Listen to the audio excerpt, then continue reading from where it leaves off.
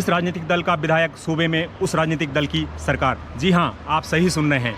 कहने में तो यह मिथक है, लेकिन यह मिथक 1952 में हुए पहले चुनाव से लेकर चला आ रहा है। पहले अविभाजित उत्तर प्रदेश में यह मिथक अपने वजूद में कायम रहा और फिर उत्तराखंड राज्य गठन के बाद बरकरार रहा। इसलिए चुपके चुपके ही सही उत्तराखंड में तमाम राजनीतिक दल इस मिथक को अब नज़रअंदाज नहीं करते हैं।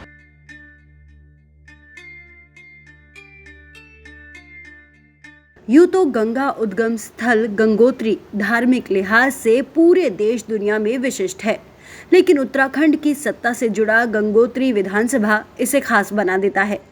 राजनीतिक दलों के नेताओं से लेकर राजनीतिक विशेषज्ञ भी इस मिथक को स्वीकारते हैं। इसका जोखिम कोई भी राजनीतिक दल नहीं लेना चाहता। गंगोत्री विधानसभा उत्तराखंड के उत्तरकाशी जनपद की कुल 3 विधानसभाओं में से एक है। राज्य गठन से पहले गंगोत्री विधानसभा उत्तरकाशी के नाम से थी।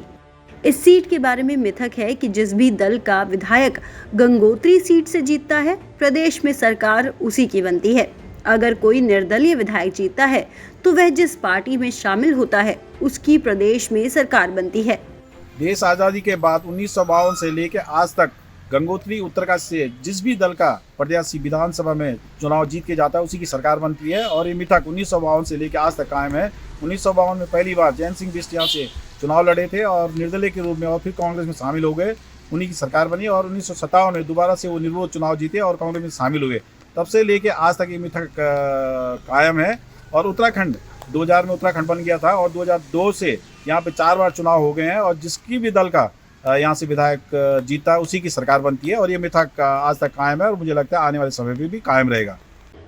यह अलग बात है कि उत्तराखंड राज्य बनने के बाद इस सीट का नाम उत्तरकाशी से बदलकर गंगोत्री किया गया। साथ ही समय के अनुरूप राजनीतिक दलों ने भी अपने चुनाव के तौर तरीके बदले हैं, लेकिन गंगोत्री सीट पर 6.5 दशक से चला आ रहा यह मिथक नहीं बदला है।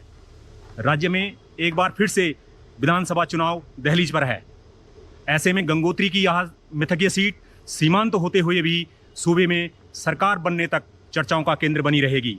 उत्तरकाशी से दैनिक जागरण के लिए शैलेंद्र गोदियाल।